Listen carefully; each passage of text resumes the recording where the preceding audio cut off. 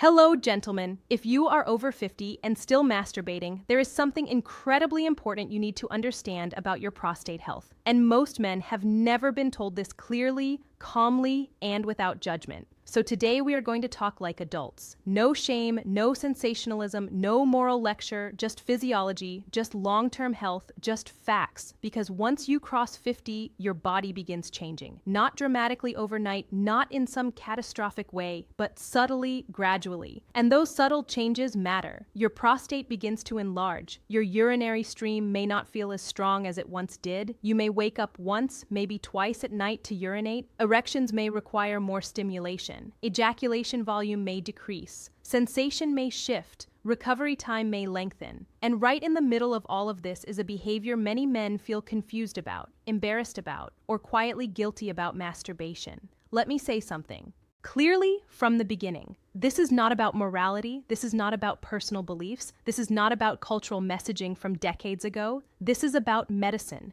This is about what long-term data suggests. And it may surprise you. There was a large observational study conducted by researchers affiliated with Harvard Medical School that followed nearly 32 in men over an 18-year period. That is not a small sample. That is not a short follow-up window. That is nearly 2 decades of longitudinal data. And what they observed was this: men who ejaculated approximately 21 or more times per month had a significantly lower risk of developing prostate cancer compared to men who ejaculated only 4 to 7 times per month. Pause for a moment. 21 times per month averages to about 5 times per week. Not extreme, not compulsive, not obsessive, consistent. But here is what most headlines fail to explain. It's not just about a number. It's about understanding what ejaculation actually does inside the male body. Especially after 50, your prostate is a gland. Its primary role is to produce fluid that becomes part of salmon. That fluid contains enzymes, zinc, citric acid, proteins, and various biologically active compounds. During ejaculation, the prostate contracts rhythmically and releases this fluid into the urethra. If that fluid remains stagnant for long periods, especially in an aging gland, it may contribute to inflammation, congestion,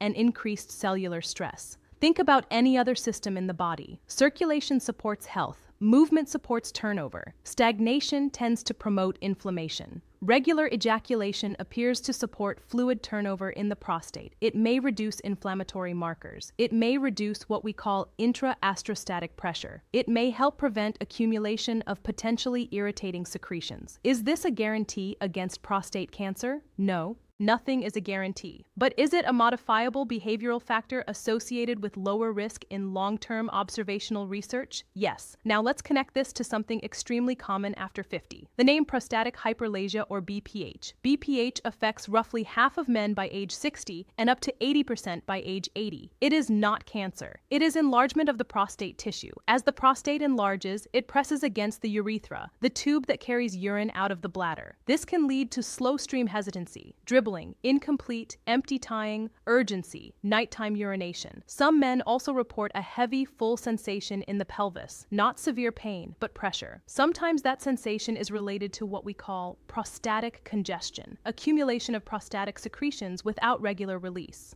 Regular ejaculation can help reduce that congestion. It promotes contraction and emptying of the gland. It encourages circulation in the surrounding tissues. Now let's go deeper. Beyond prostate cancer risk, beyond urinary flow, let's talk about erections. Erections are vascular events. They depend on healthy blood vessels, responsive smooth muscle, and intact nerve signaling. After 50, several physiological changes occur. Endothelial function declines. The endothelium is the inner lining of blood vessels responsible for producing nitric oxide, the molecule that allows vessels to dilate. Reduced nitric oxide means reduced blood flow efficiency. Testosterone gradually declines about 1% per year on average after age 30-40. Vascular elasticity decreases. Arterial stiffness increases when you achieve erections regularly. Whether through partnered intimacy or masturbation, you are increasing oxygen delivery to penile tissue. You are maintaining elasticity of the corpus cavernosum. You are stimulating nitric oxide pathways. You are preventing smooth muscle atrophy. There is a phrase often used in neurology: who's it or lose it. This does not mean sex prevents aging, but it does mean that disuse accelerates decline.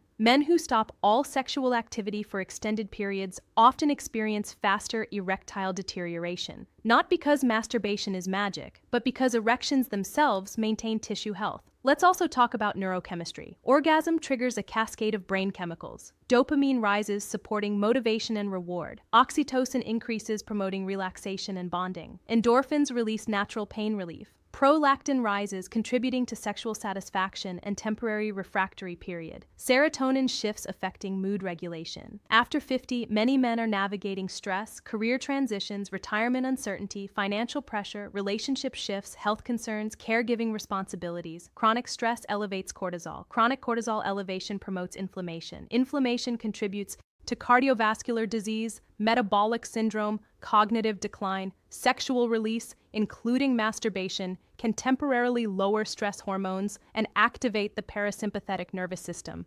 That relaxed feeling afterward, that's physiology. That's a shift from fight or flight to rest and digest.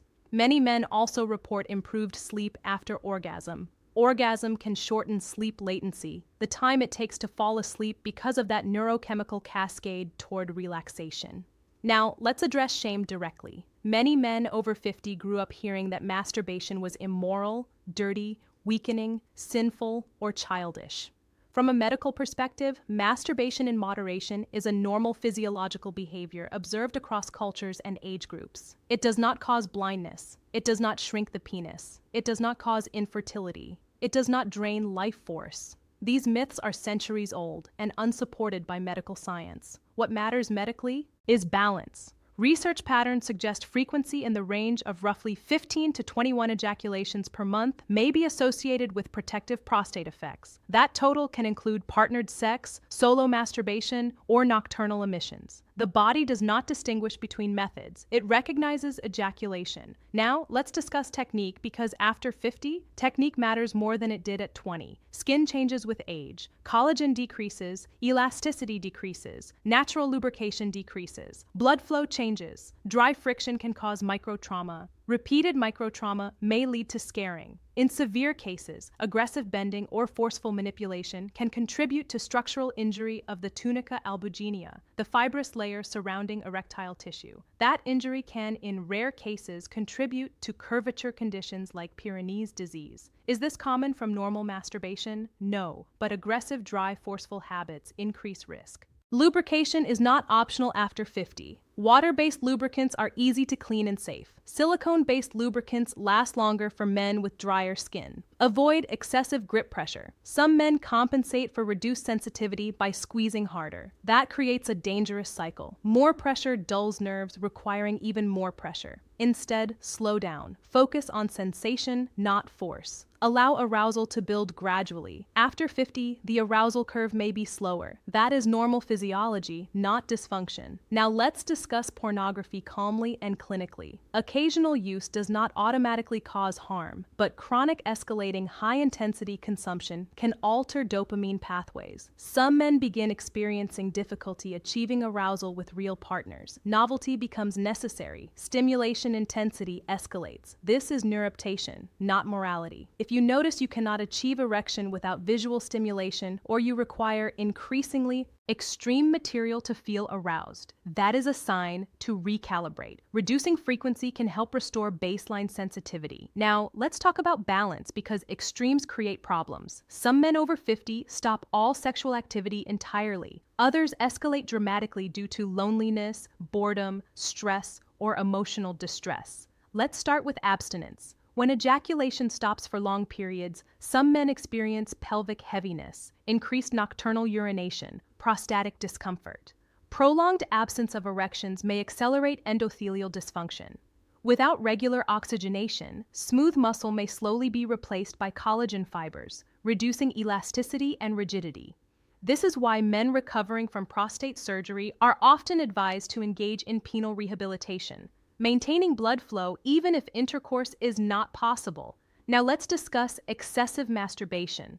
Excess is not defined purely by number. It is defined by impact. If masturbation interferes with work, sleep, exercise, relationships, social functioning, that is unhealthy. If you feel unable to stop despite wanting to, that suggests compulsive sexual behavior patterns. Compulsion is characterized by loss of control, escalation, and continuation despite negative consequences. This is not about weakness. It is about dopamine dysregulation. Therapy can help. Now, relationships. Some partners misinterpret masturbation as rejection. Communication matters. Masturbation does not automatically indicate dissatisfaction. Many couples with mismatched libidos coexist healthily with both partnered intimacy and solo sexuality. But secrecy breeds suspicion. Transparency builds trust. Now, testosterone. After 50, testosterone declines gradually. Lower testosterone may reduce libido, spontaneous erections, and energy, but regular sexual stimulation can help maintain neural pathways of arousal. It keeps sexual identity active.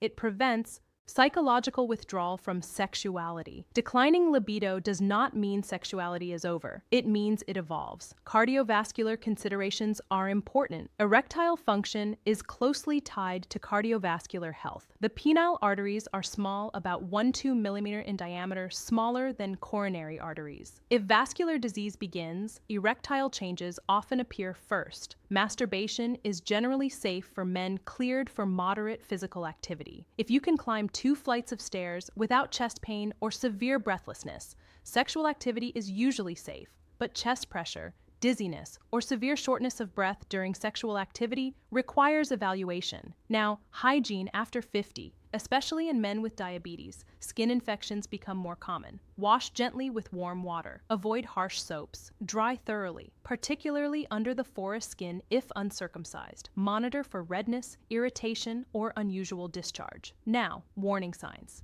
that require medical evaluation. Persistent pelvic pain, painful ejaculation, blood in urine or cement, sudden significant penile curvature, abrupt erectile dysfunction, burning with urination, loss of sensation. Do not ignore these. Let me summarize clearly.